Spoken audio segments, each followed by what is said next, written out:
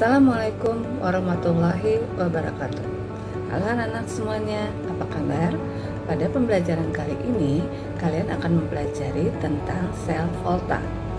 Setelah kalian mempelajari video ini, diharapkan kalian dapat menganalisis kespontanan reaksi redoks, menganalisis proses yang terjadi pada sel volta, dan menghitung potensial sel volta. Simak dengan baik video pembelajaran berikut ini. Selamat belajar. Pada reaksi redoks dapat berlangsung secara spontan dan tidak spontan. Untuk aplikasi reaksi redoks adalah sel volta dan aplikasi pada redoks tidak spontan adalah sel elektrolisis. Pada sel volta terjadi perubahan dari reaksi kimia menjadi energi listrik. Untuk mengetahui suatu reaksi redoks spontan atau tidak, kita bisa menentukan dengan menggunakan deret volta. Inilah yang disebut dengan deret volta. Semakin ke kanan, maka logam-logam tersebut semakin kurang reaktif atau nilai potensial reduksi standarnya semakin positif dan kationnya merupakan oksidator kuat. Sedangkan semakin ke kiri, logam akan bersifat semakin reaktif, yaitu NO-nya akan semakin negatif dan merupakan reduktor yang semakin kuat. Sebagai contoh reaksinya adalah Mg bereaksi dengan ion Cu2+ menjadi Mg2+ ditambah Cu.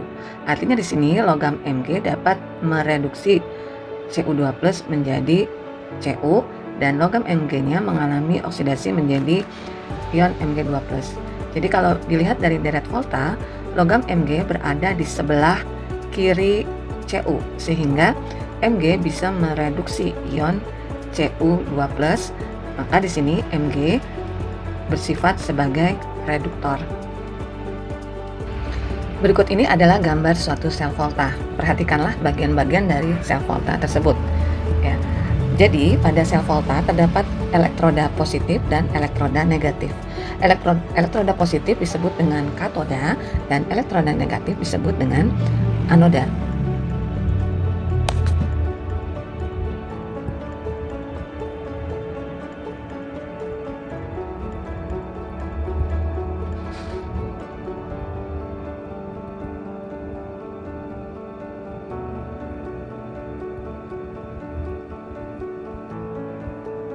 Kalau kita lihat di gambar, elektron mengalir dari logam Ni ke logam Pb. Elektron mengalir artinya pada Ni ini melepaskan elektron, sehingga pada larutan NiNO3 2 kali itu mengalami reaksi oksidasi karena elektronnya dilepaskan. Kemudian elektron yang dilepas dari Ni itu diterima oleh larutan PbNO3 2 kali sehingga terjadi reduksi. Maka di sini pada larutan PbNO3 2 kali mengalami reaksi reduksi. Reaksi yang dapat dituliskan adalah sebagai berikut. Pada Ni karena melepaskan elektron itu disebut dengan anoda. Jadi di Ni ini adalah kutub negatif dan di Pb adalah kutub positif karena dia menerima elektron. Reaksi yang terjadi pada katoda yaitu Pb2+ mengalami reduksi menjadi Pb, sedangkan pada anoda terjadi reaksi oksidasi yaitu logam Ni mengalami oksidasi menjadi Ni2+ plus 2 elektron. Nah, katodanya adalah Pb, di sini katodanya kutub positif dan di anodanya adalah Ni. Sehingga pada sel volta kita mengenal istilah kapan, yaitu katoda positif dan anoda negatif, di mana pada katoda terjadi reaksi reduksi dan di anoda terjadi reaksi oksidasi. Pada sel volta kita menuliskan notasi sel dengan urutan anoda, kemudian ada pemisah jembatan garam, kemudian dituliskan katoda. Ini yang disebut dengan jembatan garam.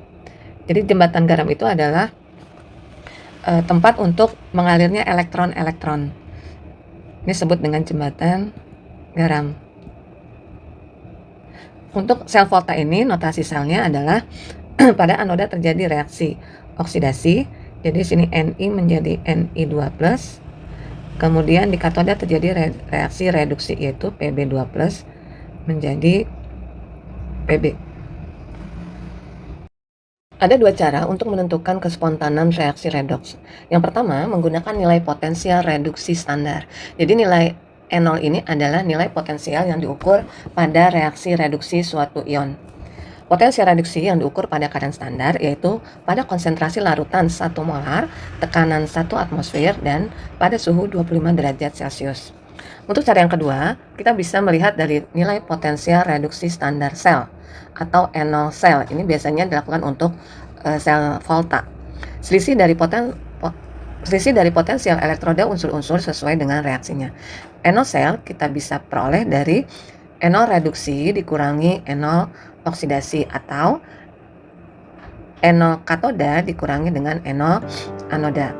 Suatu reaksi redoks dapat berlangsung spontan jika memiliki harga E0 sel positif. Nah, ini yang harus kalian perhatikan.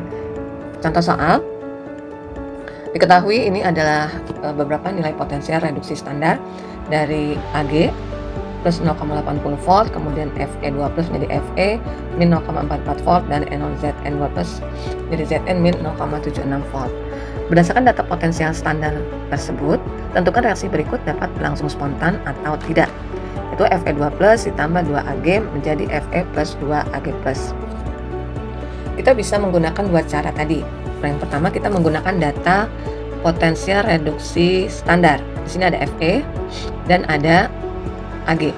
Kalau kita lihat, nilai Ag itu lebih besar daripada nilai Fe. Untuk E0 Ag itu lebih besar daripada E0 Fe. E0 yang lebih besar nilainya akan mengalami reaksi reduksi. Sedangkan untuk Fe akan mengalami reaksi oksidasi. Kalau kita perhatikan di sini,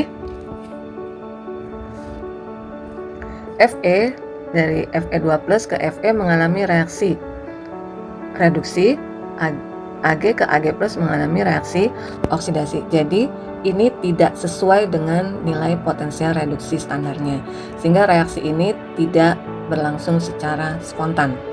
Atau kita bisa menggunakan rumusan E0 sel, yaitu E0 katoda dikurangi dengan E0 anoda. Kalau kita lihat dari reaksi tersebut, yang mengalami reduksi adalah Fe, sehingga kita masukkan di sini E0 Fe dikurangi E0 Ag. Masukkan angkanya. Min 0,044 dikurangi 0,80. Nah, hasilnya adalah 6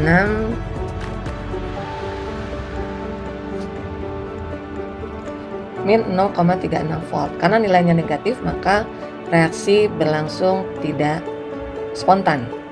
Ini reaksinya tidak spontan. Contoh yang kedua, perhatikan sel volta berikut. Ada Al dan Sn, di mana Al menjadi anoda, Sn menjadi katoda. Tentukanlah sel volta berlangsung spontan atau tidak. Kita masukkan rumusan E0 sel. E0 katoda dikurangi E0 anoda. Yang jadi katodanya adalah Sn, yang jadi anodanya adalah Al. Kita masukkan angkanya sesuai data yang sudah diberikan. Min 0,14 dikurangi min 1,66. Ini akan sama dengan,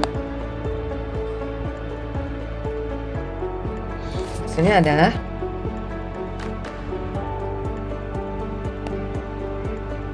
plus 1,52 volt. Maka reaksinya berlangsung spontan karena nilai E0 selnya positif. Untuk menuliskan notasi sel yang mengalami anoda ditulis lebih, yang mengalami reaksi oksidasi ditulis lebih awal, yaitu Al menjadi Al3+ di anoda, kemudian jembatan garam, kemudian dituliskan yang di katoda, yaitu Sn2+ menjadi Sn. Demikianlah cara untuk menentukan potensial sel suatu reaksi redoks dan menentukan apakah reaksi redoks tersebut berlangsung spontan atau tidak. Sekaligus kalian sudah mempelajari bagian-bagian dari sel Volta, kemudian bagaimana menuliskan notasi sel dari suatu sel Volta.